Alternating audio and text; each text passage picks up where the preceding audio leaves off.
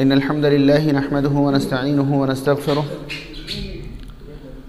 व नऊज़ु बिल्लाहि मिन शुरूरि अनफुसिना व मिन सय्यिआति अमालिना मन यहदिहिल्लाहु फला मुदिल्ल लहु व मन युद्लिल फला हादिय लहु व अशहदु अन ला इलाहा इल्लल्लाहु वहदहु ला शरीक लहु व अशहदु अन्न मुहम्मदन अब्दुहु व रसूलुहु अम्मा बअद फ़इन्न खैरुल हदीस किताबुल्लाह व खैरुल हदी हदी मुहम्मदिन सल्लल्लाहु अलैहि वसल्लम व शर्रुल उमूरि मुहदसातुहा व कुल्लु मुहदसतिन बिदअह व कुल्लु बिदअतिन ज़लालह व कुल्लु ज़लालतिन फिन्नार। फ़अऊज़ु बिल्लाहि मिनश शैतानिर रजीम।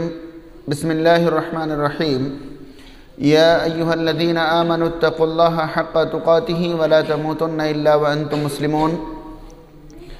या अय्युहन्नासुत्तक़ू रब्बकुमुल्लज़ी ख़लक़कुम मिन नफ़्सिन वाहिदह व ख़लक़ मिन्हा ज़ौजहा व बस्स मिन्हुमा रिजालन कसीरन व निसाअ वत्तक़ुल्लाहल्लज़ी तसाअलूना बिही वल अर्हाम इन्नल्लाहा काना अलैकुम रक़ीबा। या अय्युहल्लज़ीना आमनुत्तक़ुल्लाहा व क़ूलू क़ौलन सदीदा युस्लिह लकुम अअमालकुम व यग़फ़िर लकुम ज़ुनूबकुम व मन युतिइल्लाहा व रसूलहु फ़क़द फ़ाज़ फ़ौज़न अज़ीमा।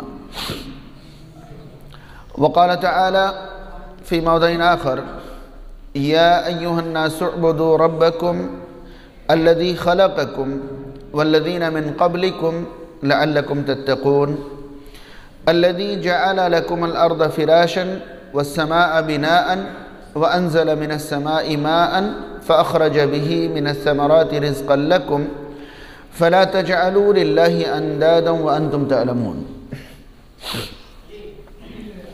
मोहतरम सदर मजलिस, नाज़िम जलसा, हाज़रीन कराम, पर्दा नशीन, बाइज़्ज़त बावक़ार माओं और बहनों,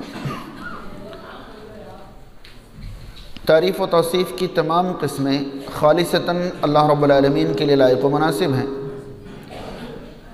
दुरूद व सलाम नाजिल हो अल्लाह के आखिरी रसूल अहमद मुज्तबा मोहम्मद मुस्तफ़ा सल्लल्लाहु तआला अलैहि वसल्लम पर। अल्लाहुम्मा सल्लि अला मुहम्मद व अला आलि मुहम्मद कमा सल्लैता अला इब्राहीम व अला आलि इब्राहीम इन्नका हमीदुम मजीद। अल्लाहुम्मा बारिक अला मुहम्मद व अला आलि मुहम्मद कमा बारकता अला इब्राहीम व अला आलि इब्राहीम इन्नका हमीदुम मजीद।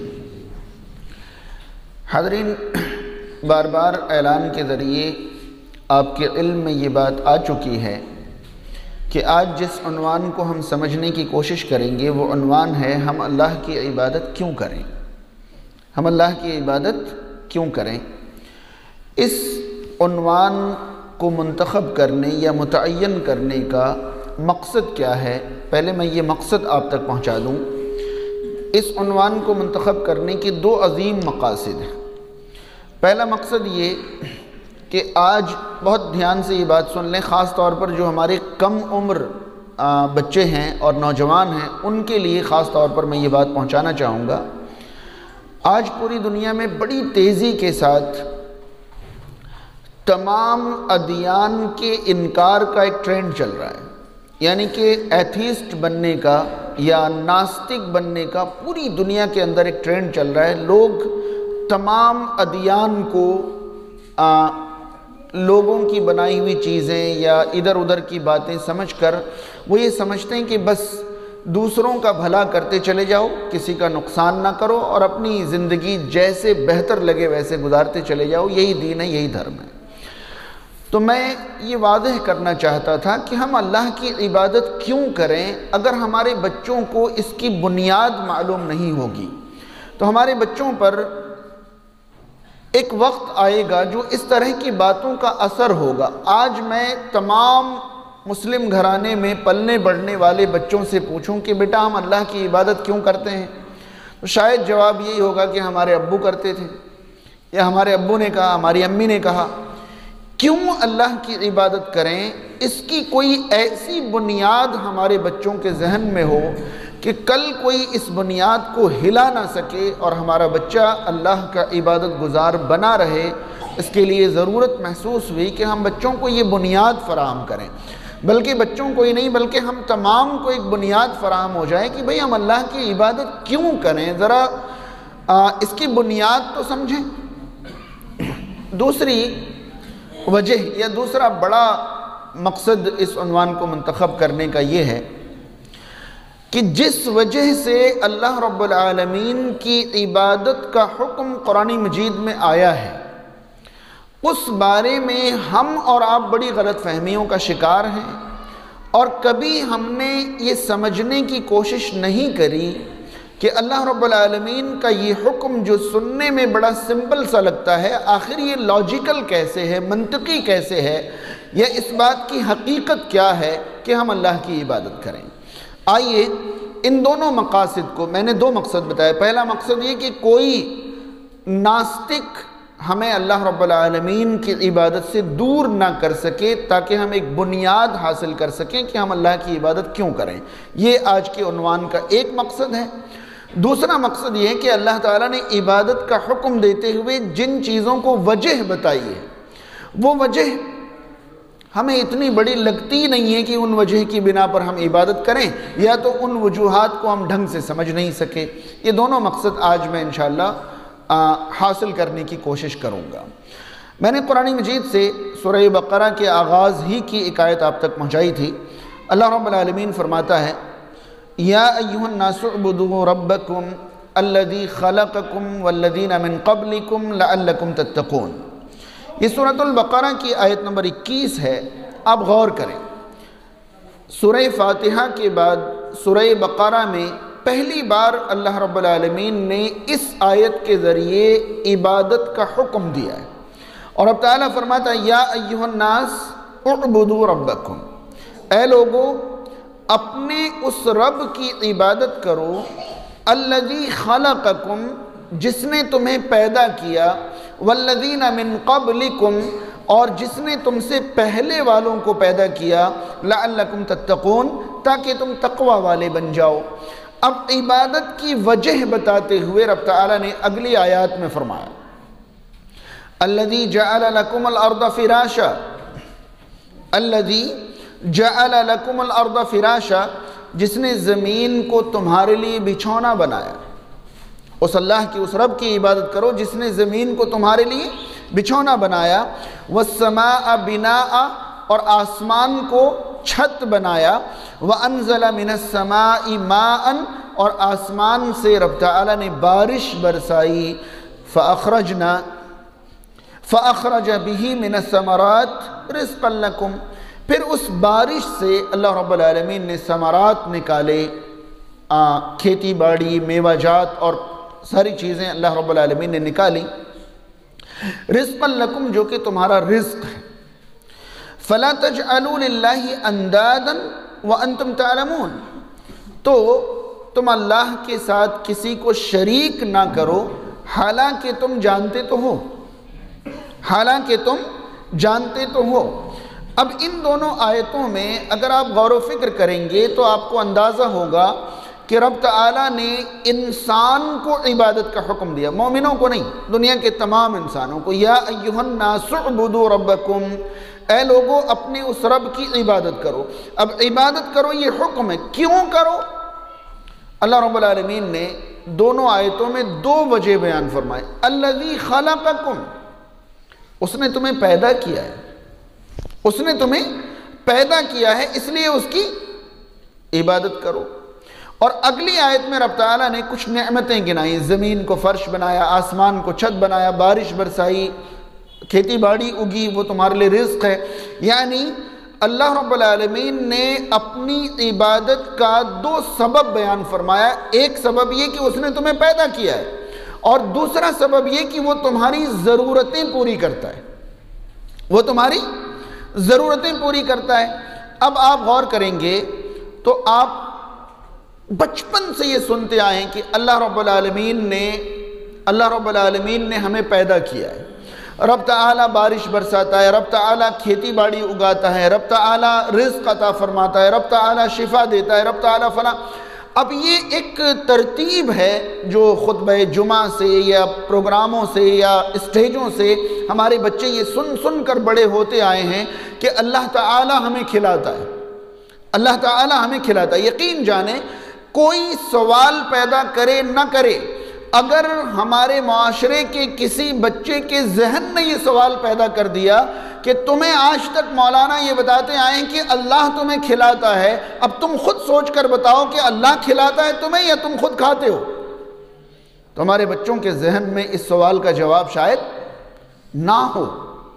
ये तो रिवर्स थिंकिंग कभी हमारे जहन में आती नहीं है। एक सिलसिला चल रहा है कि भाई हमारे अब्बा यही कहते आए, हमारे दादा यही कहते आए, हम यही कहते आ रहे हैं, मौलाना यही कहते आ रहे हैं, हर जगह हम यही सुनते आ रहे हैं कि अल्लाह तुम्हें खिलाता है, अल्लाह तुम्हें पिलाता है, अल्लाह तुम्हें पहनाता है, अल्लाह तुम्हारी ज़रूरतें पूरी करता है।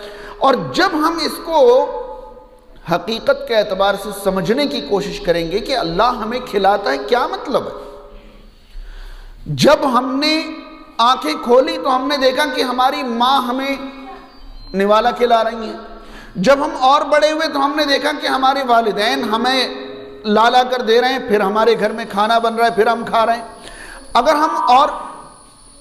अगर हम और बड़े हुए तो फिर तो हमारा जहन और अलग सा हो गया कि अगर मैं कामकाज ना करूं, मेहनत ना करूं, कारोबार ना करूं तो मेरे तो खाने के लाले पड़ जाएंगे, तो मैं कमाता हूं तो खाता हूं। ये कैसा जुमला है कि अल्लाह खिलाता है। आ रही बात समझ में? भाई अल्लाह खिलाता, और अगर अल्लाह खिलाता है ये समझ में नहीं आए तो फिर हम अल्लाह की इबादत कैसे करेंगे? वो दिलचस्पी कहाँ से आएगी जब रब ताला की इबादत का सबब और इबादत की वजह समझ में नहीं आए, तो फिर हम कैसे उस रब की इबादत कर लेंगे। आइए हम और आप अपने एक ईमान और एक अकीदे को सामने रखते हैं। हमारा ईमान है कि अल्लाह ताला हमारी तमाम ज़रूरतें पूरी करता है, ये हमारा ईमान है। ये हमारा ईमान है कि अल्लाह रब्बुल आलमीन हमारी सारी ज़रूरतें पूरी करता है, हमारी ज़िंदगी की तमाम ज़रूरतें अल्लाह ताला पूरी करता है, ये हमारा ईमान है।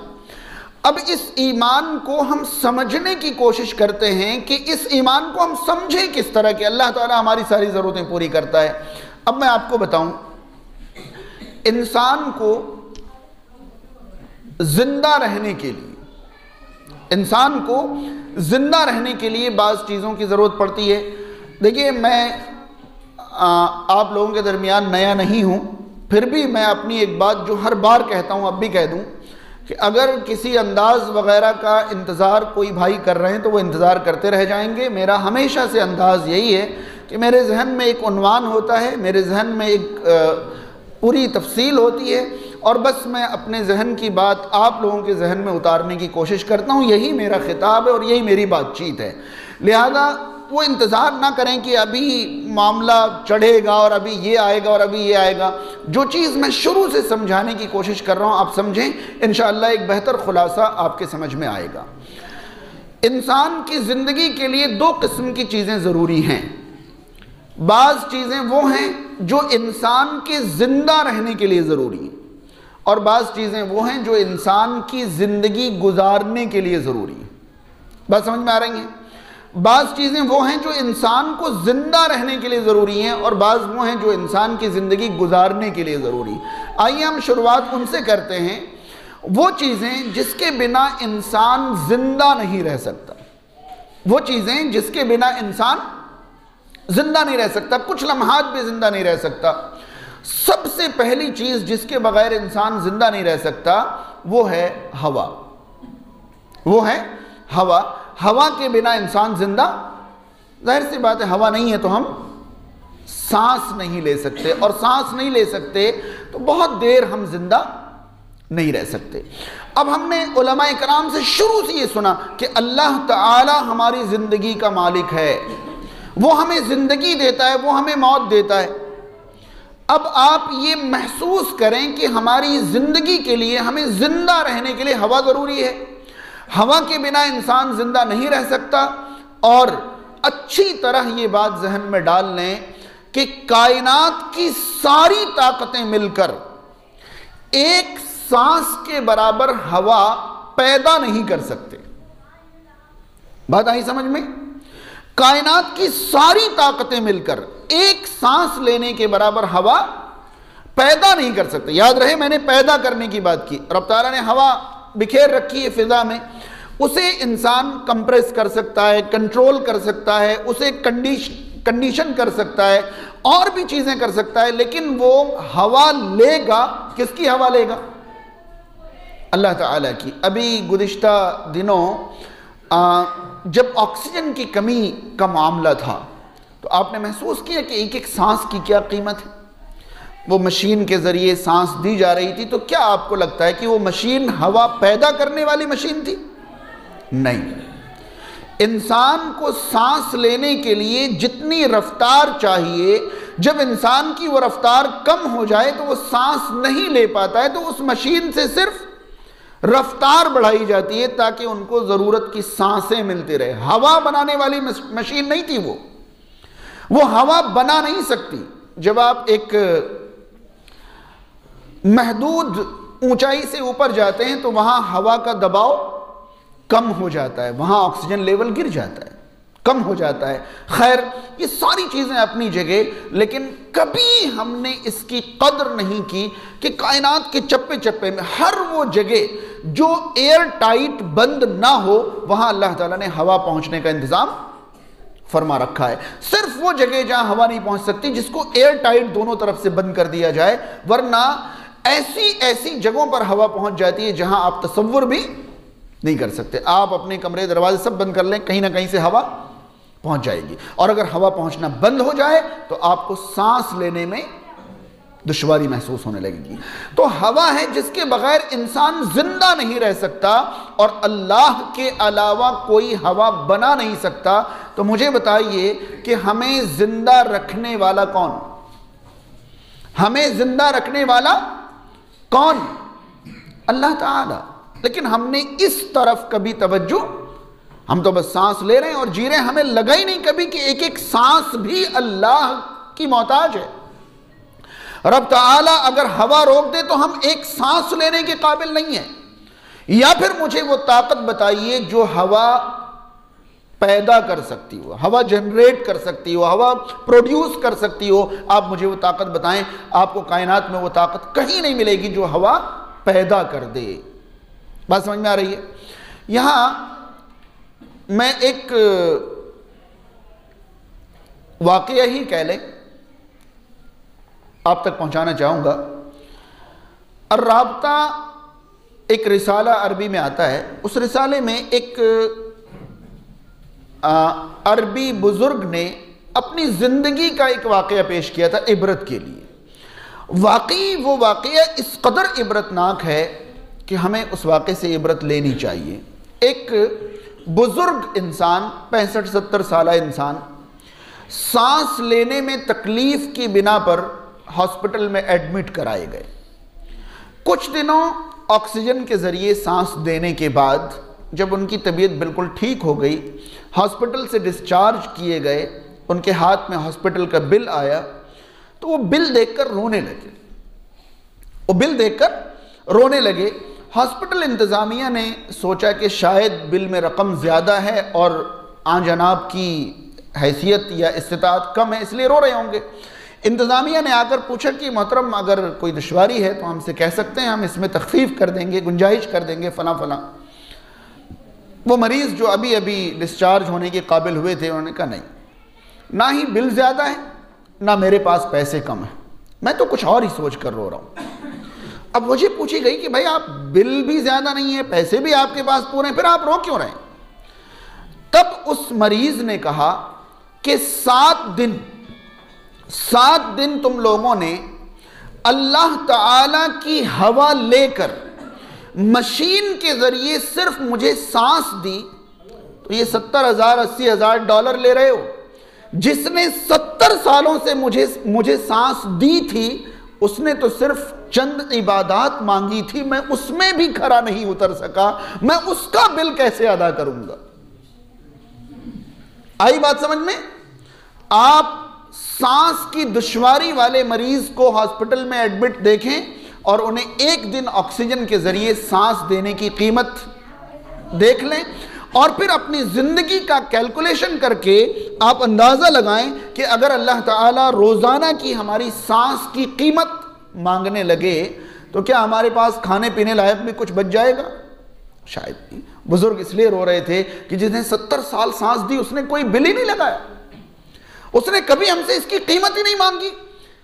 उस शख्स की सोच पर आप गौर व फिक्र करें तो आपको अंदाजा होगा कि शायद उस शख्स को यह लग रहा था कि अगर जिंदगी का हर लम्हा भी सिर्फ सांस की शुक्रगुजारी पर मैं अल्लाह की इबादत में गुजार दूं तो सांस की शुक्रगुजारी मुकम्मल नहीं होगी। अब आगे बढ़ें। इंसान को जिंदा रहने के लिए, इंसान को जिंदा रहने के लिए अगली चीज की जरूरत है, वो पानी। इंसान पानी के बिना जिंदा नहीं रह सकता। शायद हवा से थोड़ी देर ज्यादा जिंदा रह जाए पानी के बिना, लेकिन पानी के बिना इंसान जिंदा नहीं रह सकता, बहुत लंबे अरसे तक जिंदा नहीं रह सकता। अब जो तफसीलात मैंने हवा के बारे में आप तक पहुंचाई, वही सारी तफसीलात आप पानी के बारे में गौर करें तो आपको मिलेगा कि कायनात की सारी ताकतें मिलकर एक बूंद पानी पैदा नहीं कर सकती। बात समझ रहे हैं? हजारों करोड़ की मशीनरी लगाकर खारे पानी को पीने लायक कर लिया जाए, यह अलग बात है। गंदे पानी को प्यूरिफाई कर लिया जाए, यह अलग बात है। बारिश के पानी को बड़े बड़े डैम के जरिए रोक लिया जाए, फिर उन्हें इस्तेमाल में लिया जाए, यह अलग बात है। बर्फ को पिघलाकर पानी की तरह इस्तेमाल कर लिया जाए, यह अलग बात है। लेकिन कायनात की सारी ताकत मिलकर एक बूंद पानी पैदा नहीं कर सकती। आ रही बात समझ में?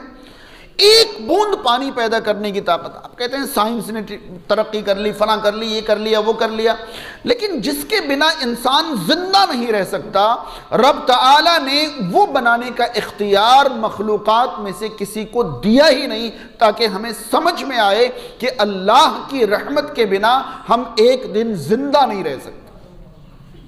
सारी टेक्नोलॉजी आप इस्तेमाल कर लें, सब कुछ इस्तेमाल कर लें, लेकिन रब की हवा और रब का पानी मैसर ना हो तो ये सारी की सारी टेक्नोलॉजी धरी की धरी रह जाएगी और हम सांस भी नहीं ले सकते।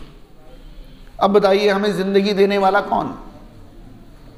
हमें जिंदगी देने वाला कौन? अगर वो अपनी हवा रोक ले, अगर वो अपना पानी रोक ले, फिर हमारी जिंदगी का क्या होगा? अगर मैं इस तरह की और मिसालें देना चाहूं तो कई मिसालें मैं आप तक पहुंचा सकता हूं, लेकिन मेरा मकसद तो सिर्फ एक बुनियाद फराहम करना है। आप कम से कम हर सांस पर हक बनता है कि ये याद रखें कि ये हर हर सांस अल्लाह की रहमत है, वरना ये सांस कायनात के बस की बात नहीं है जो चला दे। बात समझ रहे हैं? लिहाजा अल्लाह ने हमें जिंदगी दी है और जिसने हमें पैदा किया उसकी क्या करनी है? इबादत करनी है। हमारी जिंदगी का मालिक वो है, तो इबादत कैसे उसकी नहीं करें? या और किसकी इबादत करें? कोई है जो हवा और पानी बना सकता हो तो फिर दिखाएं तो उसकी इबादत की जाए।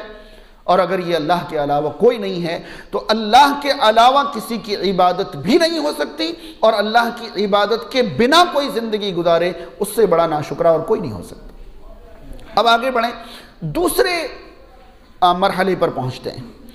बाज़ वो चीज़ें जो हमारी ज़िंदगी गुजारने के लिए ज़रूरी है, मैंने पहली चीज़ वो बताई जो ज़िंदा रहने के लिए ज़रूरी है। अब बाज़ वो चीज़ें जो ज़िंदगी गुजारने के लिए ज़रूरी है। खुराक ज़िंदगी गुजारने के लिए ज़रूरी है, लिबास ज़िंदगी गुजारने के लिए ज़रूरी है, मकान ज़िंदगी गुजारने के लिए ज़रूरी है, गाड़ी फ़लाँ और फ़लाँ ये सभी ज़िंदगी गुजारने के लिए ज़रूरी हैं। और भी आजकल सहूलतें बढ़ती जा रही हैं तो ज़रूरियात बढ़ती जा रही हैं। ये सारी ज़रूरियात हमें ज़िंदगी गुजारने के लिए कहीं ना कहीं इनकी ज़रूरत पड़ती है। अब हम तो यहाँ बैठकर ये कहते हैं कि हमारी सारी ज़रूरतें कौन पूरी करता है? अल्लाह ताला।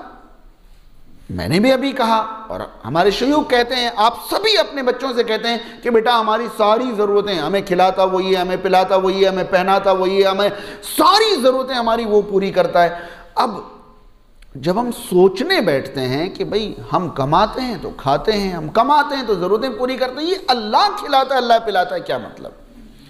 याद रहे, अगर अल्लाह रब्बुल आलमीन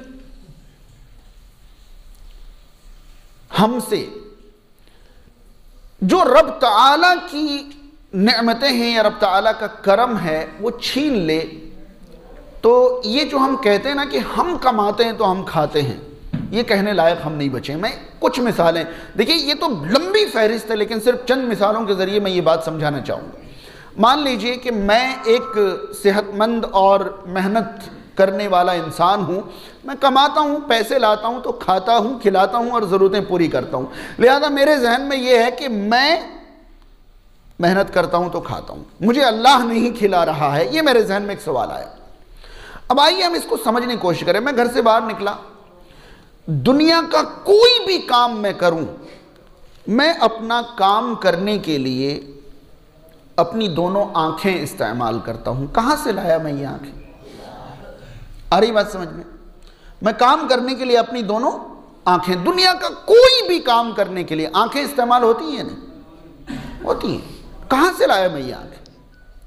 अगर ये आंखें रब तआला ने हमें नहीं दी होती तो हम काम करने लायक बचते नहीं बचते। तो बस ये हाथ पैर चलाने और हिलाने को हम समझते कि हम काम कर रहे हैं और हम कमा रहे हैं तो खा रहे हैं। अरे काम करने के काबिल जिसने बनाया है या जिसने रखा है उसका कोई तसव्वुर ही नहीं। अगर ये आंखें ना हो तो हम काम करने के काबिल ना रहे। अगर हमारी हाथ पैर ना हो, बताइए हाथ पैर कहां से, कितने में खरीद के लाए हाथ पैर? कौन सी बाजार से खरीद कर लाए? ये हाथ पैर ना ही हमारे बनाए हुए हैं ना हमारे खरीदे हुए हैं। और यकीन जाने अगर इनमें से कोई एक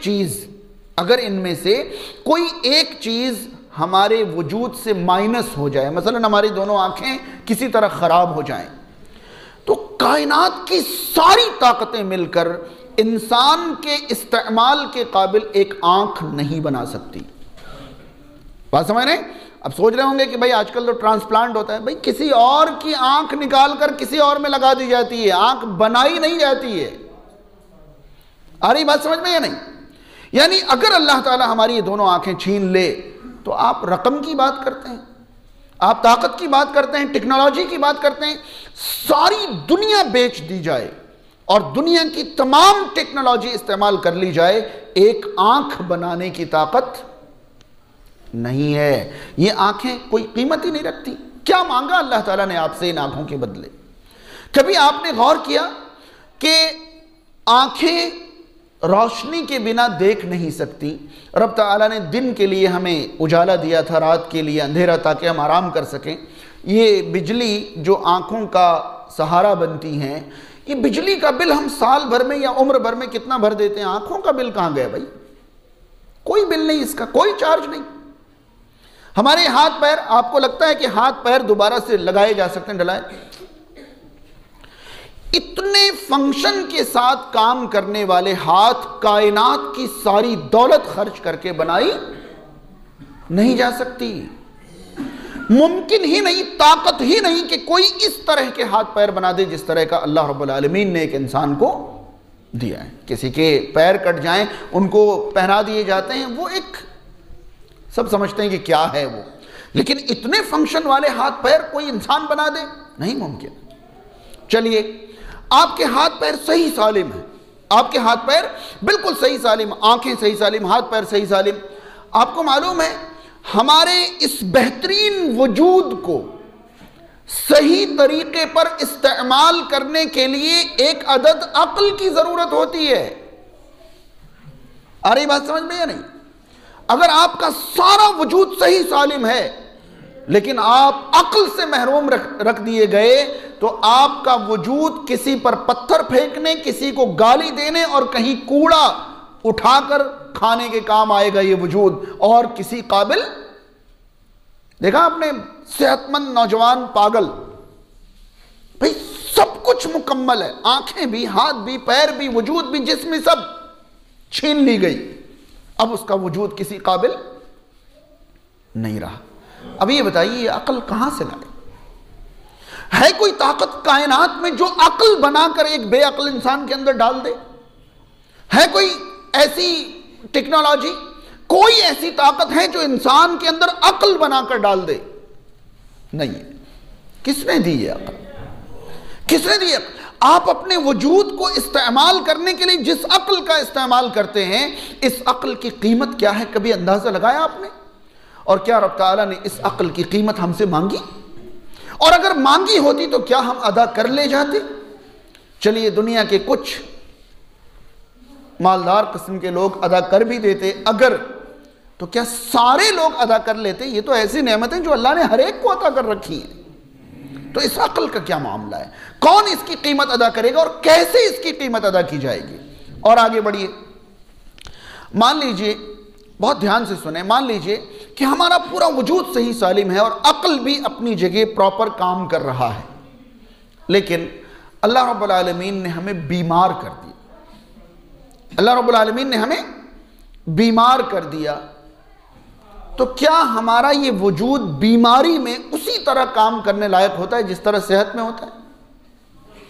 और आप दुनिया में इंसानों की सेहत को एवरेज में अगर तकसीम करें कि नॉर्मली इंसान कितने दिन सेहतमंद और कितने दिन बीमार रहता है, तो आपको हैरानी होगी कि आम तौर पर एक काम काज करने के काबिल इंसान साल में हफ्ता 10-15 दिन बीमार रहता है बस, बाकी साल के 350-55 दिन वो कैसा रहता है? ये एवरेज है। अगर किसी को लंबी बीमारी वो अलग बात है, लेकिन आम तौर पर आप देखें लोगों को कि जो कामकाज करने वाले लोग हैं, जो इस उम्र के हैं कि नौजवान हैं और अभी सेहतमंद हैं, आप उन्हें पाएंगे कि साल में कभी एक आध बार खांसी हो गई, नज़ला हो गया, बुखार लग गया, कभी थोड़ी सी कोई बीमारी आ गई, वरना वो महीनों सेहत के साथ गुजारे जा रहा है। अगर साल में 360-65 दिनों में वो 300 दिन भी सेहतमंद है, 60-65 दिन भी अगर लगातार हर साल कोई 2-2, 2.5 महीने भी बीमार पड़ जाए, तब भी उसके पास तो 300-300 दिन साल के बच रहे हैं। अगर वो साल भर बीमार रहे तो क्या वो ये कह पाएगा कि मैं कमाता हूं तो मैं खाता हूं? कह ले जाएगा वो? नहीं। ये सेहत की कोई कीमत ही नहीं है। इस सेहत की कीमत अल्लाह रब्बुल आलमीन ने हमसे क्या मांगी? खैर, जो भी मांगी वो बाद में देखेंगे। और आगे बढ़े, और आगे बढ़े। अब जो अगला जुमला मैं आप तक पहुंचाना चाह रहा हूं, आज से 2 साल पहले अगर मैं ये तकरीर कर रहा होता तो अगला जुमला बोलने के काबिल मैं नहीं था, लेकिन गुज़िश्ता 2 सालों ने हमें ये जुमला दिया। बहुत ध्यान से सुने। मान लीजिए कि मेरा वजूद बिल्कुल मुकम्मल है, मेरा वजूद बिल्कुल मुकम्मल है, आंखें हैं, हाथ पैर हैं, अक्ल है, सेहतमंद भी हूं, सब कुछ हूं, लेकिन हालात ऐसे पैदा हो गए कि बाजार नहीं खोल सकते। तो क्या कर लेंगे आप? 2 साल पहले मैं ये जुमला कह सकता था? नहीं। सभी सेहतमंद है, सारे वजूद मुकम्मल है, सब कुछ है, लेकिन ऐसी चीज अल्लाह ने दुनिया में फैला दी कि आप बाजार नहीं खोल सकते। पूरी दुनिया का पहिया जाम, सारी चीजें बंद, इंसान अपने घर से बाहर नहीं निकल सकता। ये जो गुज़िश्ता 2 सालों में हमने ये हालात देखे हैं, क्या था नहीं था अल्लाह बेहतर जाने, लेकिन कुछ भी था, क्या अल्लाह ताला ऐसी हालत बरकरार नहीं रख सकता? हर साल 8-8, 10-10 महीने इस तरह की चीजें रब ताला जमीन में नहीं फैला सकता? क्या कर लेंगे आप? आपका वजूद क्या कर लेगा? आपकी अक्ल क्या कर लेगी? आपकी सेहत क्या कर लेगी? और आप क्या कर लेंगे? क्या कर ले गए? अभी मजबूरन बड़े से बड़े सूरमा से लेकर भीख मांगने वालों तक को घर में बंद होकर, जिसने चालाकी दिखाई फिर वो वापस घर आके बैठ गया। बात समझ रहे हैं? अगर सब कुछ दुरुस्त है और बाहर निकलने लायक हालात अल्लाह ताला नहीं छोड़े, तो फिर कैसे आप कहेंगे कि मैं कमाता हूं तो खाता हूं? ये बताएं कि हम थोड़ी बहुत मेहनत कर लेते हैं अल्लाह की आंखें इस्तेमाल करके, अल्लाह का वजूद यानी अल्लाह ताला की दी हुई आंखें इस्तेमाल करके, अल्लाह का दिया हुआ वजूद इस्तेमाल करके, अल्लाह की दी हुई अक्ल इस्तेमाल करके, अल्लाह रब्बुल आलमीन की दी हुई सेहत इस्तेमाल करके और अल्लाह का दिया हुआ अमन इस्तेमाल करके, अल्लाह की दी हुई और बेशुमार चीज़ें इस्तेमाल करके हम थोड़ा बहुत हाथ पैर हिला लेते हैं, तो हमें कुछ हासिल हो जाता है जिससे हम खाना, कपड़ा, घर वगैरह मुहैया कर लेते हैं। तो ये बताइए कि जो चीज़ें मैंने बताई हैं वो ज़्यादा अहमियत रखती हैं या हमारा हाथ पैर हिलाना? जी, जो चीज़ें मैंने बताई कि जो रब ताला की दी हुई चीज़ें वो ज़्यादा अहमियत रखती हैं या हमारा हाथ पैर हिला लेना? कौन सी चीज़ें ज़्यादा अहमियत रखती हैं? रब ताला की दी हुई नेमतें। खैर, अब भी बहुत जज्बात के साथ जवाब नहीं आया, मैं एक तरह से और समझाने की कोशिश करता हूँ। बिलाशुबा हमारा हाथ पैर हिलाना एक मामूली हरकत है और इसके पीछे रब ताला की जो चीज़ें हम इस्तेमाल कर रहे हैं सारा रोल उसका है। लिहाजा ये साबित हुआ कि हमें खिलाता पिलाता पहनाता उड़ाता ज़रूरतें पूरी करता कौन है? अल्लाह ताला। अगर ये नेमतें रब ताला छीन ले तो हम कुछ भी नहीं कर सकते, कुछ नहीं कर सकते। लिहाजा ये वाज़ेह हुआ, ये साबित हुआ कि अल्लाह ताला हमें खिलाता पिलाता। चलिए एक तरह से और समझाते हैं आपको। हमारे इस्तेमाल में आज के दौर में बेशुमार ऐसी चीजें हैं जिसमें काम कोई और करता है, नाम किसी और का होता है। काम कोई और करता है, नाम किसी और का होता है। मसलन आपने एक व्हाट्सएप मैसेज टाइप किया और अपने एक दोस्त को भेज दिया, ठीक? बहुत समझने की कोशिश करें, बहुत अच्छी तरह समझें कि आपने एक व्हाट्सएप मैसेज टाइप किया, एक दोस्त को, एक मिलने वाले को आपने भेज दिया। अब उस मैसेज के बारे में वो साहब किसी को बता रहे हैं कि फलां ने ये लिखा है, फलां ने ये लिखा है। तो ये बताइए, कभी आपने गौर किया कि जिसने मैसेज भेजा है उसने लिखा है? भाई लिखा तो मोबाइल ने, लिखना किसे कहते हैं? नहीं समझ में आई बात? भाई फलां ने मुझे ये लिखा है, फलां ने मुझे ये लिखा है। किसने लिखा? आप कंप्यूटर में एक पेज टाइप करें और उसको प्रिंट आउट निकाल लें और उसके बाद कहें कि भाई ये किसने लिखा? तो आज कोई कहता है कि नहीं कंप्यूटर ने लिखा है, कहता है कोई? ऑपरेट करने वाले का नाम आता है, डिवाइस का नाम नहीं आता है। डिवाइस को ये नहीं लिख रहा है, ये तो सिर्फ ऑपरेट कर रहा है। तो हम तमाम के तमाम जो हैं डिवाइस हैं और हमें ऑपरेट करने वाला कौन है? तो हम जो कमाएं वो हमारी कमाई मानी जाएगी या अल्लाह ताला का दिया वो माना जाएगा? शायद नहीं बात समझ में आई अब भी। भाई फिर तो ये किताब किसने लिखी है? तो कहेंगे कि भाई फलां कंप्यूटर ने लिखी है। सफीउर रहमान साहब का नाम तो आना ही नहीं चाहिए फिर। आ रही बात समझ में? क्योंकि वो तो घर बैठे हुए हैं, तो कंपोज किया गया, किसी ने ऑपरेट किया, फलां साहब ने लिखी। बात समझ में आ रही है? हम तो सिर्फ डिवाइस हैं।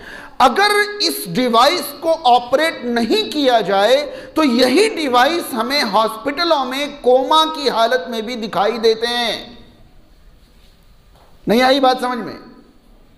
अगर ये डिवाइस, हम जो एक डिवाइस हैं, यानी हम जो एक मशीन है कह लें, अगर इस मशीन को रब ताला प्रॉपरली नहीं चलाए तो यही डिवाइस हॉस्पिटलों में कोमा की हालत में पड़े हुए दिखाई देते हैं, जो अपनी मर्जी से एक हरकत नहीं कर सकते।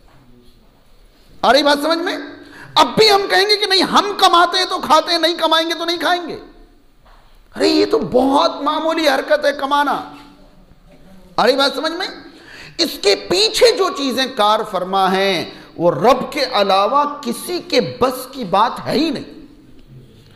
अगर वो कुछ ताकतें मिलकर भी कर ले जाए तब भी हम कहेंगे भाई ये क्या है, ये तो फला भी कर लेगा। लेकिन मैंने जिन चीजों का हवाला दिया है वो चीजें अल्लाह के अलावा सारी कायनात एक साथ मिलकर भी एक इंसान के लिए भी पैदा नहीं कर सकती, बना नहीं सकती। तो बच्चे अच्छी तरह समझ में आ रहा है कि हमें खिलाता पिलाता कौन है?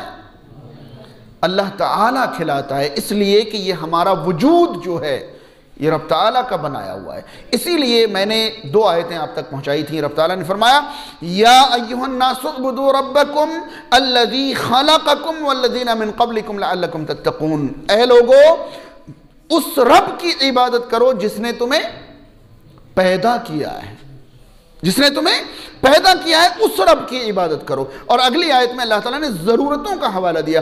अल्लज़ी जअल लकुमुल अर्द फिराशा वस्समाअ बिनाअ व अनज़ल मिनस समाई माअ फअख़रज बिही मिनस समरात रिज़्क़न लकुम।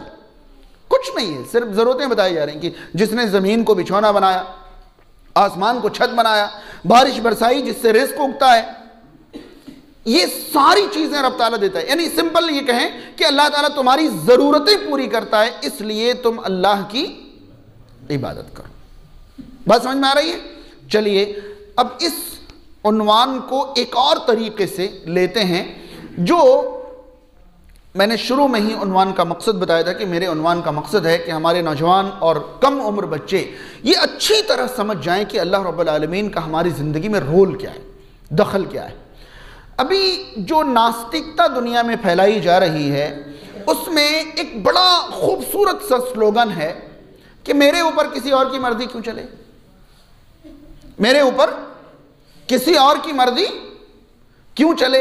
अब ये सुनने में इतना अच्छा लगता है कि भाई मेरा वजूद मेरी मर्जी, मेरा वजूद। शायद अभी पाकिस्तान से एक नारा भी दिया गया था, किसी खातून ने कहा कि मेरा जिस्म मेरी मर्जी। अब यही सोच हम सब की है कि भाई मैं अपने बाल जैसे चाहूं वैसे रखूं, लिबास जैसे चाहूं वैसे पहनूं, खाना जो चाहूं वो खाऊं, सोना जब चाहूं सोऊं, जब चाहूं उठूं, मेरे ऊपर, यानी मैं हूं भाई, मेरे ऊपर मेरी मर्जी नहीं चलेगी, किसी और की चलेगी। अब हमें यह समझना है कि अल्लाह ताला की इबादत हम क्यों करें, उसको समझने के लिए ये टॉपिक या ये मसला समझना बहुत ज्यादा जरूरी है। चलिए कुरान मजीद की एक और आयत हम और आप लेते हैं और उस आयत की रोशनी में इस पहलू को समझने की कोशिश करते हैं। बहुत ध्यान से ये बातें समझने की कोशिश करें। इंशाअल्लाह अल्लाह ने चाहा तो हमारे दिलों में अल्लाह की इबादत का जज्बा ज़रूर पैदा होगा इंशाअल्लाह। वैसे भी हमारे माशरे में आज अक्सर लोग अमल से बहुत पीछे, कदर ही नहीं है, ना सांस की कदर है, ना पानी की कदर है, ना हाथ की कदर, ना आँखों की कदर, ना अक्ल की कदर, ना सेहत की कदर, ना फुर्सत की, किसी चीज़ की कदर ही नहीं, तो इबादत और अमल कहाँ से करेंगे। दलाइल तलाश करके बैठे हुए हैं कि भाई अकीदा सही है ना, हम तो जन्नत में चले जाएंगे, और जिसने ला इलाहा इल्लल्लाह कहा वो जन्नत में दाखिल हो गया, बस पड़े बैठे हैं। ये भूल जाते हैं कि जिसने ला इलाहा इल्लल्लाह कहा वो जन्नत में दाखिल हो गया। ये बहुत ध्यान से सुने मेरी इस बात को, शायद अभी नहीं समझ में आए, बाद में समझ में आए। ये हदीस जिन लोगों की वजह से हम तक पहुंची, ये हदीस जिन लोगों की वजह से हम तक पहुंची कि जिसने ला इलाहा इल्लल्लाह कहा वो जन्नत में दाखिल हो गया, उनका हाल ये था कि वो दिन रात अल्लाह की इबादत करके भी थोड़ा सा समझते थे, मामूली समझते और डरते रहते थे। या तो उन्हें इस हदीस का मतलब समझ में नहीं आया, या तो हमने गलत समझ लिया है। मेरा इशारा किस तरफ था, समझ गए या नहीं भाई? सहाबा के तवस्सुत से ये हदीस हम तक पहुंची ना। अल्लाह के नबी सल्लल्लाहु अलैहि वसल्लम को ये फरमाते हुए किसने सुना कि जिसने ला इलाहा इल्लल्लाह कहा वो जन्नत में दाखिल हो जाए? किसने सुना था सबसे पहले? अगर सहाबा ने आगे नहीं बढ़ाया होता तो हम तक पहुंच जाती नहीं।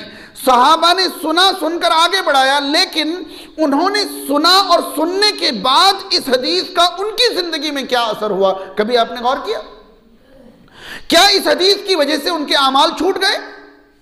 क्या उन्होंने यही समझा जो हम समझ रहे हैं कि भाई अकीदा है ना, हम तो जन्नत में दाखिल हो ही जाएंगे? ये हदीस जिन लोगों के तवस्सुत से हम तक पहुंची है, उन लोगों की जिंदगी को तो कभी आप पढ़ें कि वो सारी जिंदगी इबादत में गुजारने के बावजूद ये डरते थे कि अगर एक बंदे के जहन्नमी का ऐलान हो जाए तो कहीं वो एक बंदा मैं तो नहीं होऊंगा। या तो फिर ये हदीस उन्हें समझ में नहीं आई थी, या फिर हमने गलत समझ लिया। भाई दो ही बात हो सकती, अगर उनको सही समझ में आती तो वो सारे अमल छोड़कर क्या करते? बैठ जाते जैसे हम बैठ गए। या फिर हमने गलत समझा। अब आपको क्या लगता है कि इस हदीस को सहाबा ने गलत समझा था या हमने गलत समझा है? या किसी को हिम्मत हो तो कहेंगे नहीं भाई सहाबा भले से अरबी जानते थे लेकिन हमसे ज्यादा जानकार थोड़ी थे, हमने सही समझा इस हदीस को, हमने इस हदीस को गलत समझा है। और इस हदीस का सही मतलब बड़ा सिंपल सा है कि जिसने ला इलाहा इल्लल्लाह कहा वो जन्नत में दाखिल हो गया। मतलब ये है कि जिसने ला इलाहा इल्लल्लाह कहा और उसके तकाजे पूरे किए, उसके तकाजे पूरे किए। अब ये तो है नहीं कि आप किसी को बाप कह दो और उनकी विरासत में हिस्सा मिल जाए, भाई आपको तकाजे पूरे करने होंगे। बात समझ में आ रही नहीं है? अल्लाह को आपने माबूद कह दिया और इबादत जो है अपने नफ्स की कर रहे हैं, ये कैसा माबूद कहना हुआ? तो इस हदीस का सीधा सा मतलब ये है कि जिसने ला इलाहा इल्लल्लाह कहा, और ब्रैकेट में ये जुमला होगा कि और इस कलीमा के तकाजे पूरे किए, यानी ये कलीमा हमसे जो चाहता है वो हमने पूरे किए तो जन्नत में दाखिल हो गए। और ये तकाजे के बिना इसको समझने की कोशिश करेंगे तो फिर हम सहाबा कराम को हदीस नहीं समझने का इल्जाम लगा रहे हैं। नऊज़ुबिल्लाहि मिन ज़ालिक। खैर, अब जो चीज़ मैं आपको समझाना चाहता हूँ उसको और खुलकर समझने की कोशिश करें या जहन हाजिर करके समझने की कोशिश करें। रब ताला ने फरमाया इन्ना रब्बकुम अल्लाहुल्लज़ी खलक़स समावाति वल अर्द फ़ी सित्तति अय्याम सुम्मा इस्तवा अलल अर्श युग़शिल लैलन नहार यत्लुबुहु हसीसा वश्शम्स वल क़मर वन नुजूम मुसख़्ख़रातिन बिअम्रिही। अल्लाह ताला फरमाता है बेशक तुम्हारा रब हुआ। याद रहे, मैं आज ऐसी आयतों पर खिताब कर रहा हूँ, ये आयतें खिताब के लिए आमतौर पर ली नहीं जाती। मैंने पहली 2 आयतें ली कि उस रब की इबादत करो जिसने तुम्हें पैदा किया है और जिसने तुम्हारे लिए ज़मीन को बिछोना, आसमान को छत, फला फला। मैंने वो दोनों आयतें ली। अब मैं एक और आयत आप तक पहुँचा रहा हूँ। ये आयत सूरह आराफ की आयत नंबर 54 है। अल्लाह रब्बुल आलमीन ने फरमाया इन्ना रब्बकुम, बेशक तुम्हारा रब, अल्लाहुल्लज़ी खलक़स समावाति वल अर्द, वो अल्लाह है जिसने आसमानों और ज़मीन को पैदा किया है। फ़ी सित्तति अय्यामिन, 6 दिनों में, सुम्मा इस्तवा अलल अर्श, फिर वो अर्श पर मुस्तवी हो गया, फिर वो अर्श पर मुस्तवी हुआ।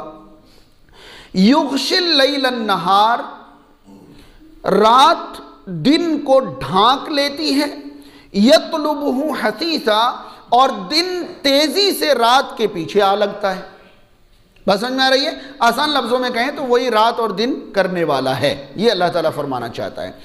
उसके बाद रब ताला ने फरमाया वश्शम्स वल क़मर वन नुजूम, उसी ने सूरज, चांद और सितारे पैदा किए, मुसख़्ख़रातिन बिअम्रिही, और ये सारी चीज़ें उसके हुक्म के ताबे हैं। ये सारी चीज़ें उसके हुक्म के ताबे हैं। मैं दोबारा याद दिला दूं, आसमान रब के हुक्म के ताबे, ज़मीन रब के हुक्म के ताबे, दिन और रात की तब्दीली रब के हुक्म के ताबे, सूरज, चांद और सितारे रब के हुक्म के ताबे। उसके बाद रब ताला ने एक जुमला इरशाद फरमाया, वही जुमला मुझे आप तक समझाना, आप तक पहुंचाना और आपको समझाना है। अल्लाह रब्बुल आलमीन ने फरमाया अला लहुल खल्क़ु वल अम्र, सुन लो, खिलकत भी उसी की और हुकूमत भी उसी की। सुन लो, खिलकत भी यानी पैदा किसने किया? उसने। अला, सुन लो, लहुल खल्क, उसी की खिलकत, वल अम्र, और उसी का हुक्म यानी उसी की हुकूमत। तबारकल्लाहु रब्बुल आलमीन, बाबरकत है वो अल्लाह जो तमाम कायनात का रब है, पालने वाला है। अब इस आयत को समझें, रब ताला फरमाना क्या चाहता है। ये आयत मुशरिकीन के लिए, मुशरिकीन को इस्लाम की दावत या इस्लाम समझाने के लिए नाजिल हुई। रब ताला फरमाता है कि कुछ मिसालें ले लो, आसमानों को रब ने पैदा किया, ज़मीन को रब ने पैदा किया, दिन और रात की तब्दीली रब की मर्जी से होती है, सूरज, चांद, सितारे, ये सब किसने पैदा किए? तो ये सब किसके हुक्म पर चल रहे हैं? क्यों चल रहे हैं? क्योंकि उसका खल्क है।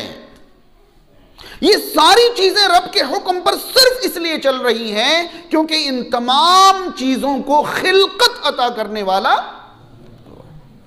उसकी खिलकत है, तो उसका हुक्म इन पर चल रहा है।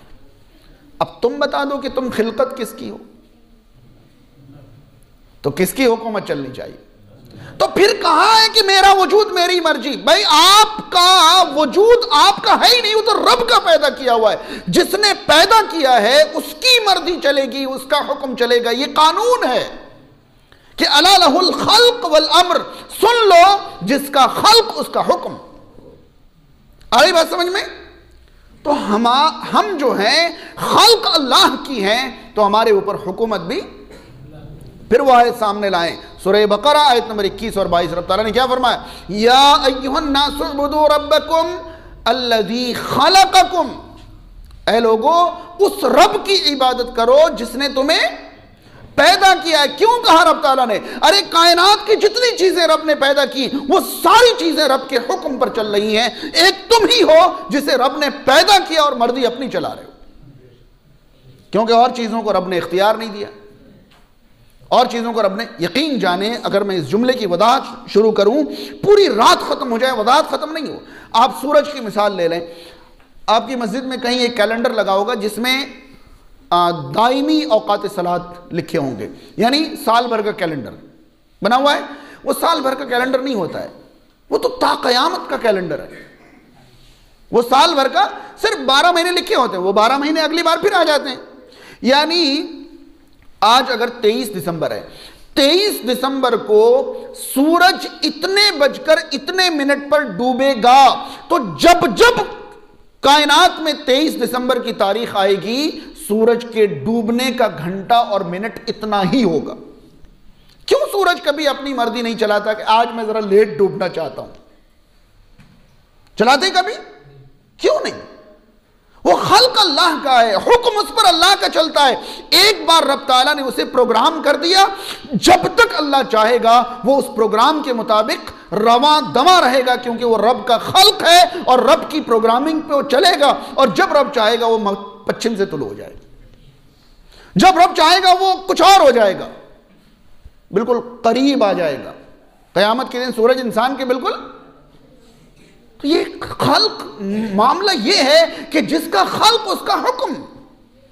इंसान बाइख्तियार मखलूक है, इसलिए खल्क तो अल्लाह की है और मर्जी ये मैच नहीं करता हमारे ऊपर कि हम ये कहें कि मेरा वजूद मेरी मर्जी, बल्कि हमारी अक्लमंदी इस बात में कि हम ये कहें कि मुझे अल्लाह ने पैदा किया तो मैं अपने ऊपर अपनी मर्जी कैसे चला लूं।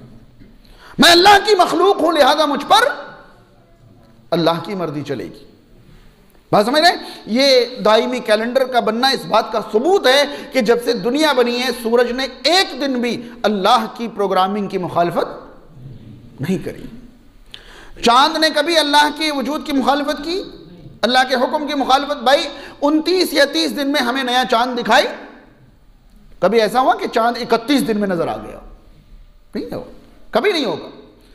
अल्लाह ताला ने चांद के मनाजिल तय कर दिए हैं। जो जानकार है वो तो उन्हें पता है कि वो रोजाना अपनी मंजिल से 1 इंच आगे पीछे नहीं होता है।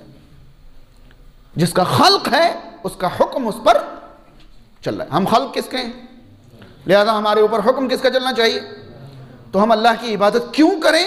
क्योंकि उसने हमें पैदा किया है। ये बात कभी समझने की कोशिश नहीं की। उसने हमें पैदा किया, इसलिए हमें उसकी इबादत करनी पड़ेगी, क्योंकि ये निज़ाम है, अटल निज़ाम है कि जिसने बनाया है उसी की इबादत होगी। और अल्लाह ने इसके लिए, आपको मालूम है, अगर मैं इस पर और वजाहत करूं तो आपको पता होगा कि कुरान मजीद में अल्लाह का वजूद समझाने के लिए, कुरान मजीद में अल्लाह का वजूद समझाने के लिए रब ताला ने 3 किस्म की चीज़ें बयान फरमाई। पूरे कुरान में आप तलाश करें, कितनी किस्म की? 3 किस्म की चीज़ें अल्लाह ताला ने पहली किस्म की चीज़ें कुरान में बयान फरमाई हैं अल्लाह का वजूद समझाने के लिए। वो हमारी ज़ात है। बार बार अल्लाह ताला फरमाता है, किस चीज़ से तुम्हें पैदा किया, गौर करो। छोटे से थे, फिर तुम्हें बढ़ाया, फिर और बढ़ाया, फिर छोटा किया, फिर मौत दे दी, बड़ा, गौर करो। यानी अपने वजूद पर गौर करो तो अल्लाह समझ में आ जाता है। उसके बाद रब ताला ने अगली चीज़ ली है अल्लाह का वजूद समझाने के लिए, वो हमारा सराउंडिंग है। कभी अल्लाह कहता है पानी को देखो, कभी कहता है ऊँट को देखो, कभी कहता है पहाड़ को देखो, कभी कहता है ज़मीन को देखो, कभी कहता है आसमान को देखो, कभी कहता है फलों को देखो, बागात को देखो। ये क्या है?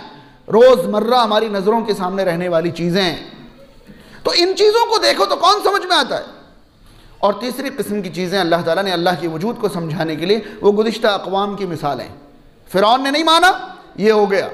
आद ने नहीं माना, ये हो गया। फला ने नहीं माना, ये हो गया। गुज़िश्ता अक़वाम, पूरा कुरान पढ़ें, जहां कहीं भी अल्लाह ने अपना वजूद समझाने की कोशिश की है, अल्लाह ताला बार बार हमें सूरज की, चांद की, दिन रात की तब्दीली की, ज़मीन और आसमान की पैदाइश की मिसालें देता रहता है। क्यों? ये वो चीज़ें हैं जिसके लिए साइंटिस्ट बनने की ज़रूरत नहीं है। हर बंदा आंख खोले तो ज़मीन दिखाई देती है, ऊपर निगाह उठाए तो आसमान दिखता है। रात दिन की तब्दीली हर दिन इंसान के सामने होती है। रब ताला ने हमारे माहौलियात को, हमारे आसपास को मिसाल बनाया कि ये अल्लाह की निशानियां हैं, इनमें तलाश करो, तुम्हें रब का वजूद मिलेगा। और ये चीज़ें अल्लाह की इबादत हम पर ज़रूरी होने की दलील है। तो बात समझ में आई? अल्लाह की इबादत हम क्यों करें? क्योंकि उसने हमें पैदा किया। और क्यों करें? क्योंकि वो हमारी सारी ज़रूरतें पूरी करता है। अगर वो हमारी जरूरतें पूरी ना करे तो मजाल नहीं कि हम एक सांस ले सकें। आ रही बात समझ में? अब आइए इसको और आगे बढ़कर समझने की कोशिश करते हैं। हमारे वजूद को अल्लाह ने मिसाल बनाया है अपनी ज़ात के लिए। हम अपने वजूद पर एक बार गौर कर लेते हैं। लाइए हम कोशिश करते हैं कि भाई ठीक है, मेरा वजूद मेरी मर्जी, ट्राई करके देखते हैं। मेरा वजूद मेरी मर्जी, ये ट्राई करके देखते हैं और इसको चेक करके देखते हैं कि अल्लाह के बनाए हुए प्रोग्राम से हम अलग जाकर अपने वजूद पर अपना प्रोग्राम नाफिज करने की कोशिश करते हैं। देखते हैं क्या नतीजा निकलता है। मेरी बात समझ में आ रही है भाई? हमारे वजूद के बारे में अल्लाह ने एक निज़ाम बनाया है या नहीं बनाया? बनाया। मसलन हमारे वजूद का एक निज़ाम है कि हम 8-10 घंटे मेहनत करें तो हमें ज़बरदस्त थकान और नींद आने लगती है। यह हमारे वजूद का अल्लाह का बनाया हुआ क्या है? निज़ाम है। फिर हम 6-7-8 घंटे सोते हैं तो दोबारा हमारे जिस्म को क्या मिल जाती है? ताजगी मिल जाती है, फिर से हम काम करने के काबिल हो जाते हैं। चलिए एक आदमी अप्लाई करे कि अल्लाह का बनाया हुआ निज़ाम यह है कि दिन गुजरने के बाद रात होते ही हमें क्या आने लगती है? चाहे आपने मेहनत करी हो या मेहनत करी हो तो ज़्यादा जल्दी आती है, ज़्यादा मेहनत करी तो ज़्यादा गहरी आती है, लेकिन नींद आती है। एक आदमी अपने वजूद पर अपनी मर्जी चलाए और वो कहे कि अल्लाह के निज़ाम की ऐसी और वैसी मैं अपने वजूद पर अपना निज़ाम चलाऊंगा, मैं 1 महीने सोना नहीं चाहता हूं, मैं 1 महीने सोना नहीं, मेरी मर्जी, मैं नहीं सोऊंगा, है मुमकिन? तो आपका वजूद है ना, फाड़ कर रखिए आंखें, क्यों मजबूर है सोने के लिए? सोना तो अल्लाह का बनाया हुआ निज़ाम है। बात समझ रहे हैं? आप अपने वजूद पर अपनी मर्जी चलाएं और अपने आप को मुसलसल 1 हफ्ते जगा कर रख के देखें। आप देखें कि अल्लाह का बनाया हुआ निज़ाम गालिब आता है या आप अपने वजूद पर अपनी मर्जी चला पाते हैं? चला पाएंगे? नहीं। और अगर आप चला ले गए तो साइड इफेक्ट के नाम पर इतनी दुश्वारियां आपके अंदर आएंगी कि फिर आप झेल नहीं पाएंगे। समझ रहे? हमारे जिस्म का एक निज़ाम है कि 6-7 घंटे के वक्फे से हमें भूख लगती है। 6-7 घंटे के वक्फे से हमें भूख लगती है। आप अल्लाह का बनाया हुआ ये निज़ाम है कि 6-7 घंटे के बाद एक बार भूख लगती है, खाने की ज़रूरत पड़ती है। आप अपना निज़ाम अलग बनाएं कि भाई मैं तो 1 हफ्ते का खाना एक बार में खा लेना चाहता हूँ, मेरा वजूद है, मेरी मर्जी, मैं क्यों 6 घंटे के लिए खाऊं, मैं तो 1 हफ्ते के लिए खा लेना चाहता हूं। खा लेंगे आप? नहीं। या अपने वजूद से कहें कि भाई मेरा वजूद है, मेरी मर्जी है, 1 हफ्ता भूख नहीं लगे। आपको पता है कई बार हम ऐसी जगह पहुंचते हैं जहां इस कदर लजीज खाने हमारे सामने रखे होते हैं कि हमारा दिल चाहता है कि काश मेरे वजूद पर मेरी मर्जी चलती तो आज मैं जरा क्या कर लेता, ज्यादा ही खा लेता। लेकिन क्या करें, बना हुआ निजाम है,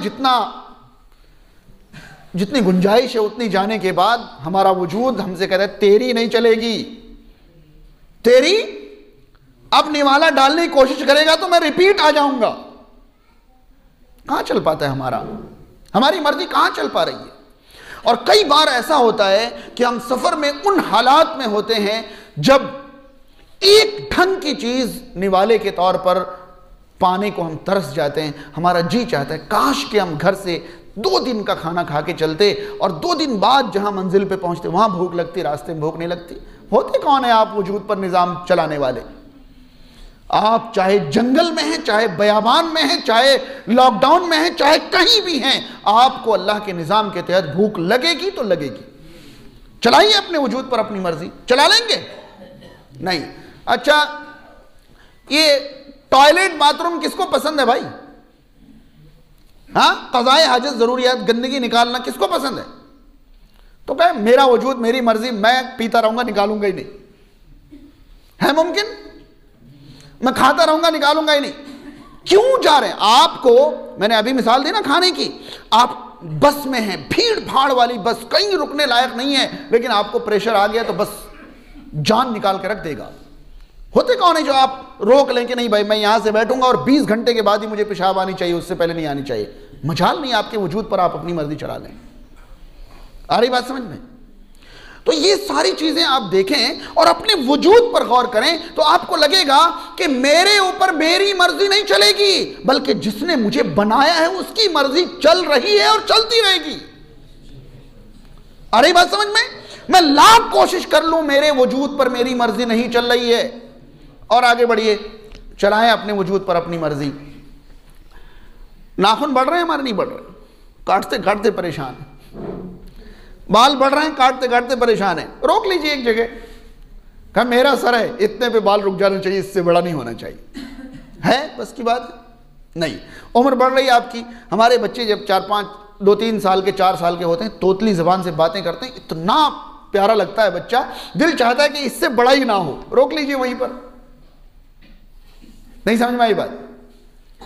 रोक लें बच्चे को, एक उम्र पे रोक दें क्योंकि वो बढ़े ही नहीं। भाई अल्लाह का निजाम है कि वो उम्र के साथ साथ क्या होगा, बढ़ेगा। आप उनको रोक लें वहीं।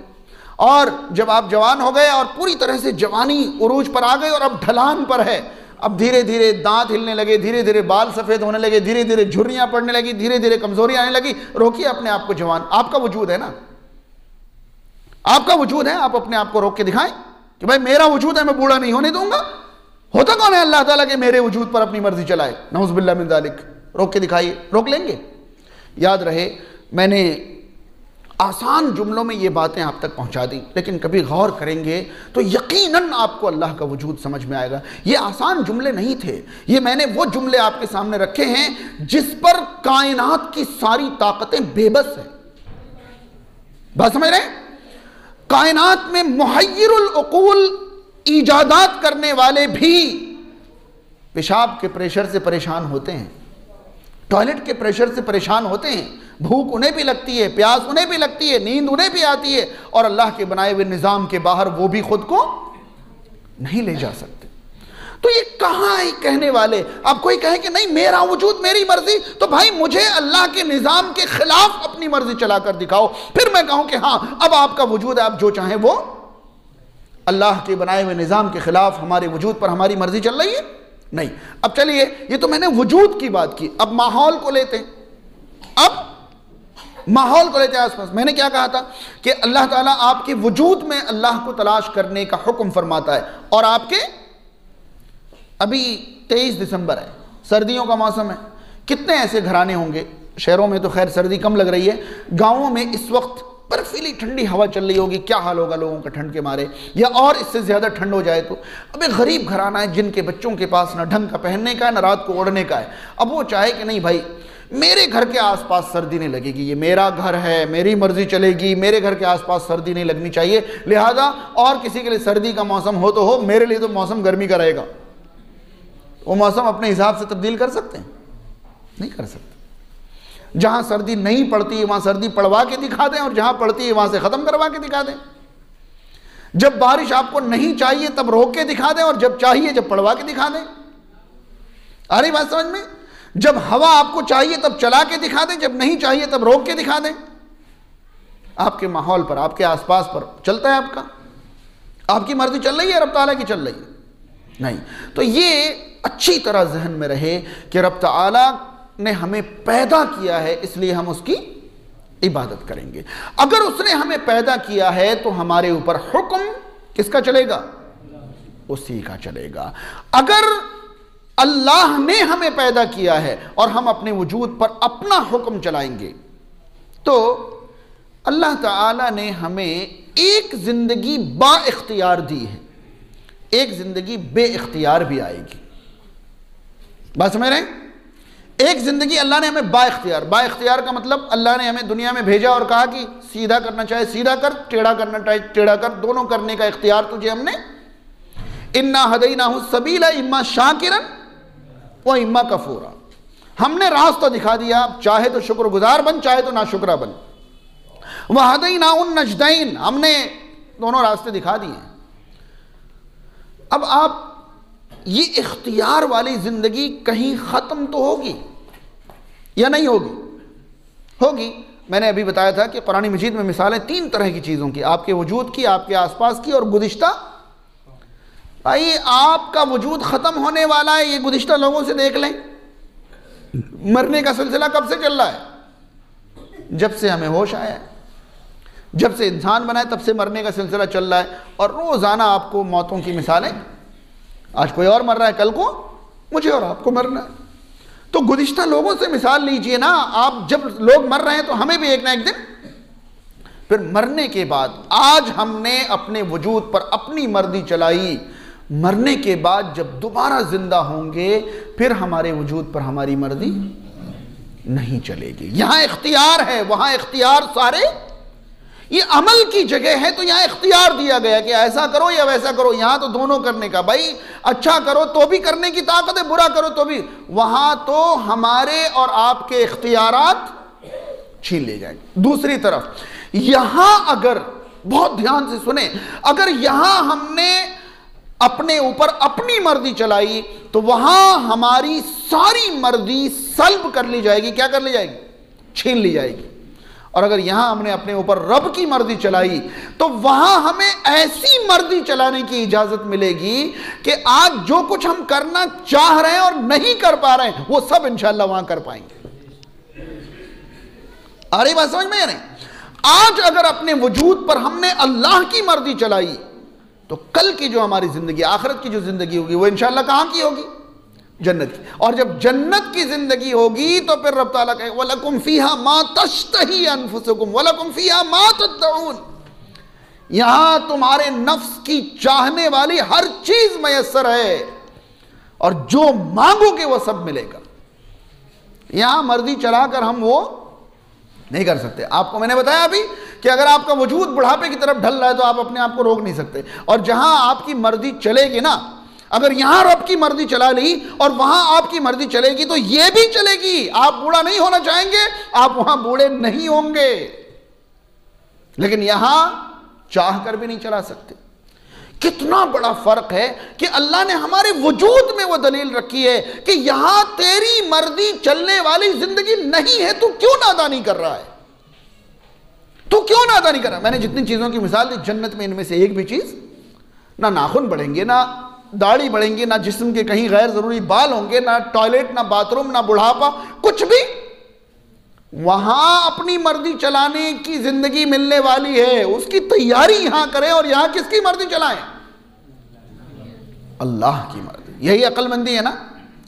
मेरा उन्वान था हम अल्लाह की इबादत क्यों करें, हम अल्लाह की इबादत क्यों करें। मैंने अच्छी तरह यह वाज़ेह किया कि हम अल्लाह की इबादत इसलिए करें ताकि हम अल्लाह की इबादत इसलिए करें क्योंकि अल्लाह ने हमें पैदा किया है। हम अल्लाह की इबादत इसलिए करें क्योंकि अल्लाह हमारी सारी ज़रूरतें पूरी करता है। अल्लाह ताला ने ये बातें समझाने के लिए इतनी मिसालें रखी हैं कि हम गिनना चाहें तो हमारा वजूद इस बात की मिसाल है, हमारा आसपास इस बात की मिसाल है, गुजरे हुए लोग इस बात की मिसाल है। हर चीज़ में दलील मौजूद है कि इबादत के काबिल सिर्फ अल्लाह ताला है। अब एक आखिरी चीज़ आप तक पहुँचाकर मैं अपनी बात ख़त्म कर दूँ। अल्लाह के रसूल सल्लल्लाहु तआला अलैहि वसल्लम ने जामे तिरमिज़ी की एक हदीस के मुताबिक इरशाद फरमाया कि अल्लाह ताला फरमाता है, अल्लाह ताला फरमाता है, यानी हदीस कैसी हो गई? हदीस कुदसी हो गई। अल्लाह ताला फरमाता है यब्न आदम तफर्रग लिइबादती अमलउ क़ल्बक गिनन व असुद्दु फ़क़रक व इल्ला तफ़अल अमलउ यदैक शुग़लन वला असुद्दु फ़क़रक।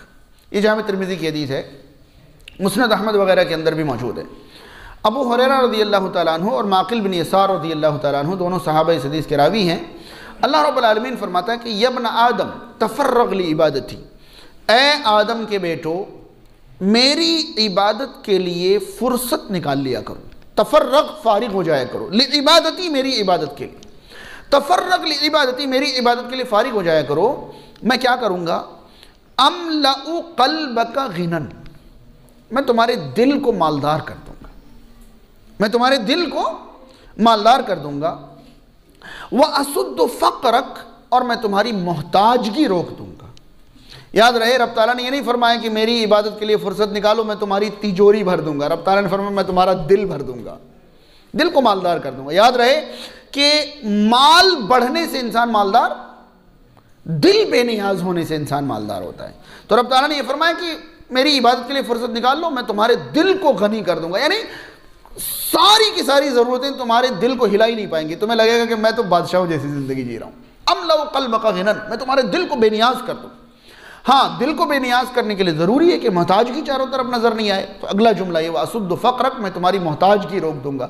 थोड़ी सी कमाई भी होगी, आराम से ज़िंदगी गुजारोगे, मोहताजगी आएगी नहीं। मैंने एक बार एक बच्चे से सवाल पूछा, एक शख्स, भाई छोटे बच्चों से सवाल है मेरा, एक शख्स महीने का 1 लाख रुपए कमाता है और 90,000 रुपये उसका खर्च है। समझ में आ रहा है?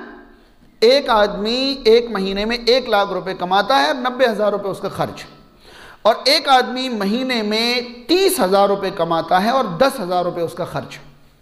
दोनों में से आमदनी किसकी ज़्यादा? 1 लाख वाले की या 30,000 वाले की? हाँ, यही तो गलत फहमी है सारी। आई बात समझ में या नहीं? एक आदमी एक महीने में 1 लाख रुपए कमाता है और 90,000 उसका खर्च है, बचा कितना? 10,000। एक आदमी महीने में 30,000 कमाता है और उसका खर्च 10,000 रुपए, बचे कितने? तो आमदनी उस आने वाली रकम को नहीं कहते, लीकेज कहां कहां है वो तो देखें पहले। और पूरी दुनिया ने ये समझा रखा है कि बस सैलरी देखोगे, किसकी 50,000 की है, किसकी 60,000 की, किसकी 80,000 की। भाई मोहताजगी किस किस की रुकी हुई ये भी तो देख लो।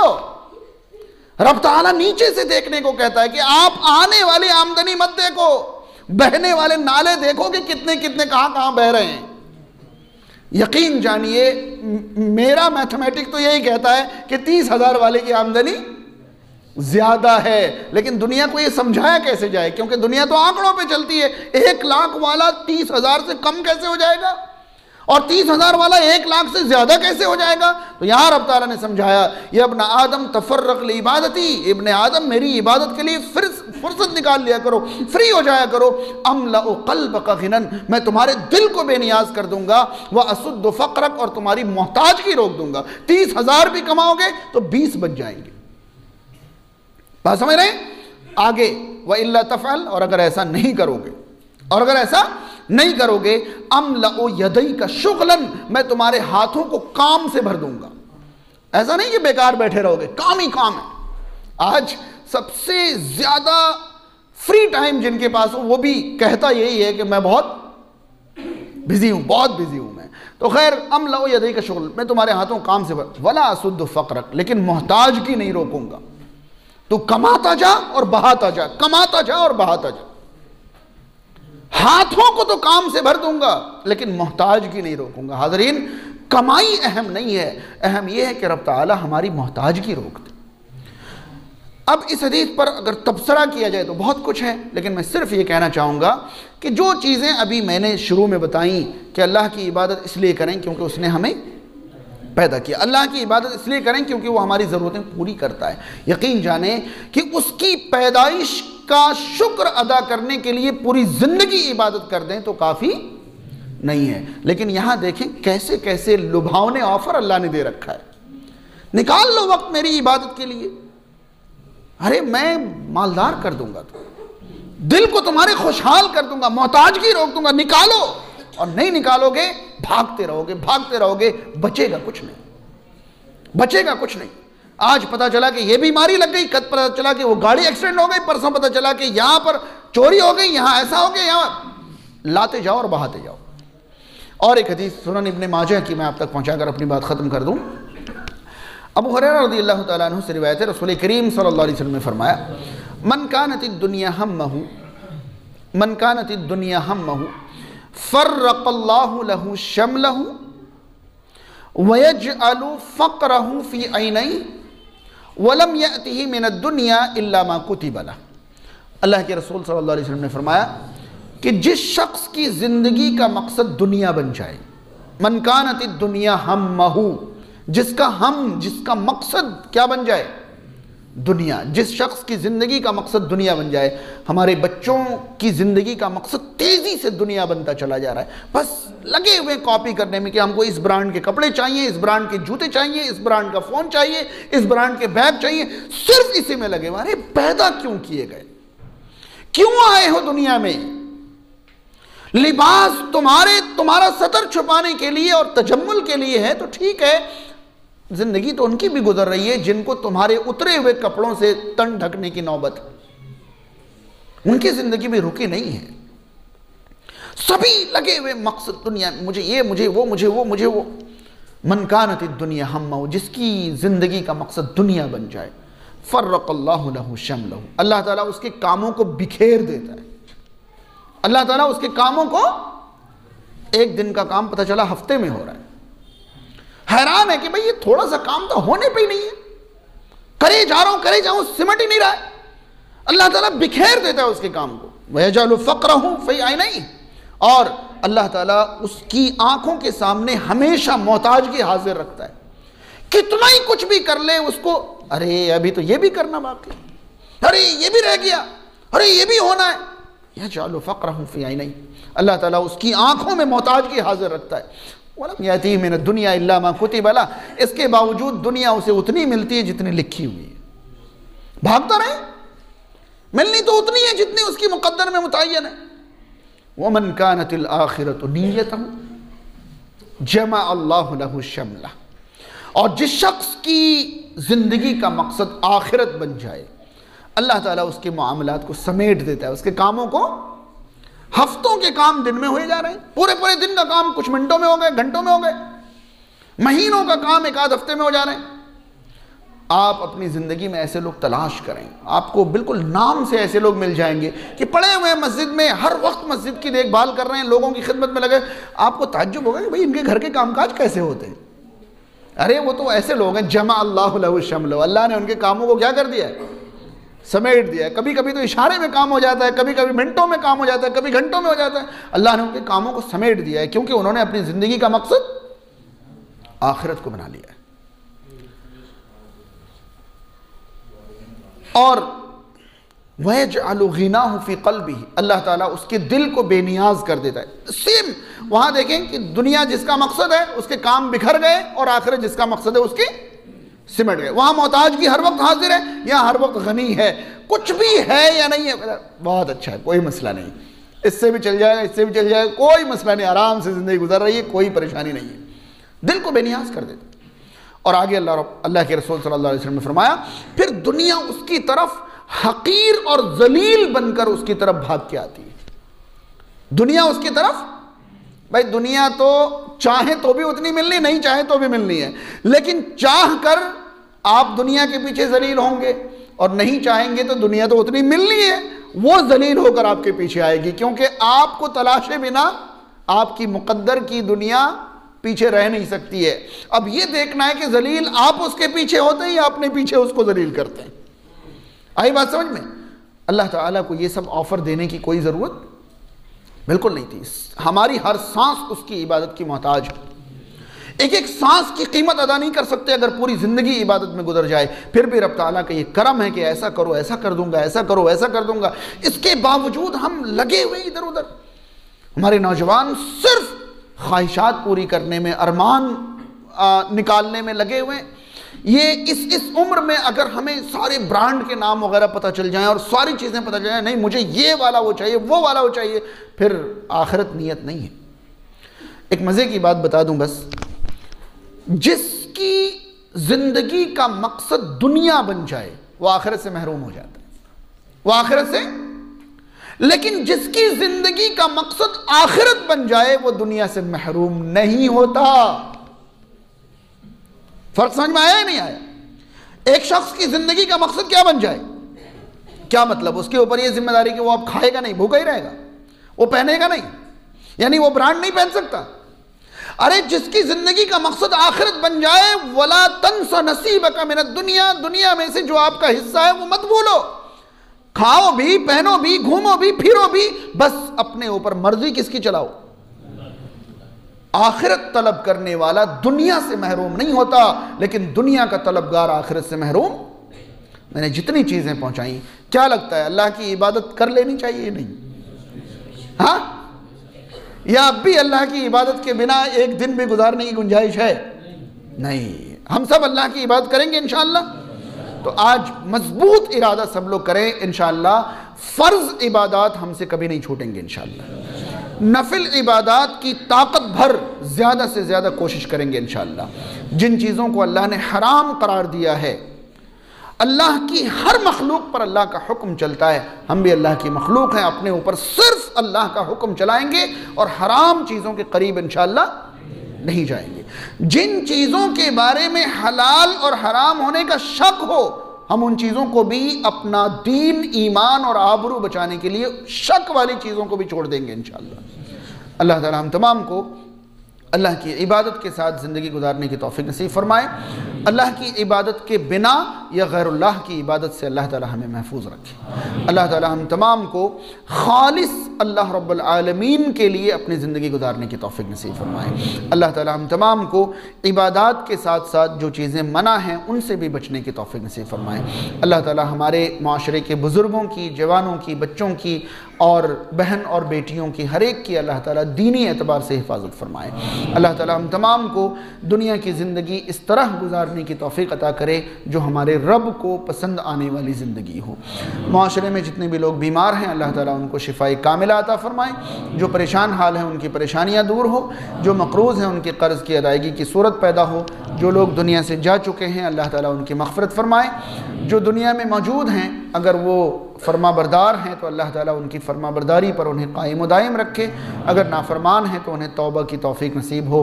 अक़ूलु क़ौली हाज़ा अस्तग़फ़िरुल्लाह ली व लकुम व लिसाइरिल मुस्लिमीन वल्हम्दुलिल्लाहि रब्बिल आलमीन।